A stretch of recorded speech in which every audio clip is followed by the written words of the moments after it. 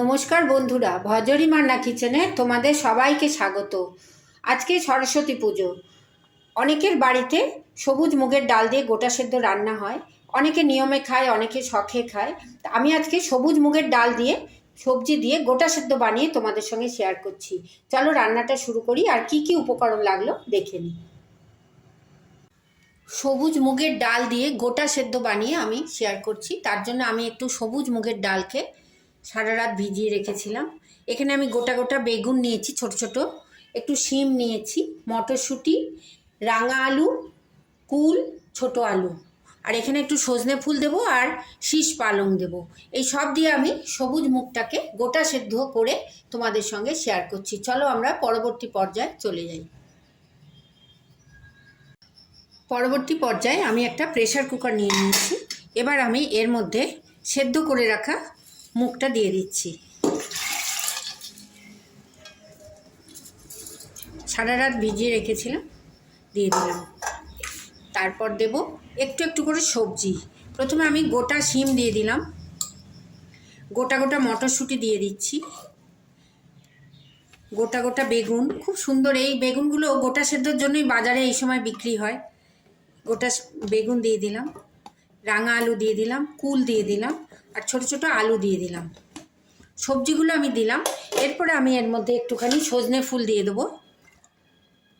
সজনে ফুল দিয়ে দিলাম, আর দিয়ে দিচ্ছি একটু শীষ পালং শাক।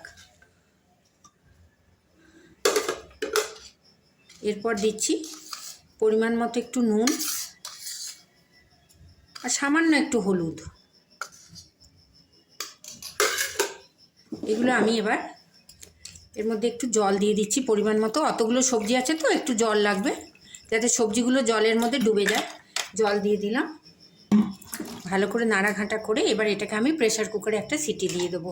সরস্বতী পুজোর সময় এই গোটা সেদ্ধ রান্নাটা অনেকের বাড়িতেই হয়ে আসে। এই সময় এই শীষ পালং, সজনে ফুল সব পাওয়া যায়। দেখো, এটাকে আমি এবার প্রেসার কুকারে একটা সিটি মেরে নিচ্ছি। আমি একটা জিনিস মিস করে গেছিলাম, এই গোটা সেদ্ধ সব রেডি করেছি। এবার ওপর থেকে আমি একটুখানি সর্ষের তেল দিয়ে দিচ্ছি, তাহলে সেদ্ধ যখন হবে না, প্রেসার কুকারটা যখন সিটি দেবে তখন জল ওপরে উঠলে আসবে না। সমস্ত দিয়ে আমি এবার একটু নাড়িয়ে দিয়ে প্রেসার কুকারটা গ্যাসের মধ্যে বসিয়ে দিচ্ছি।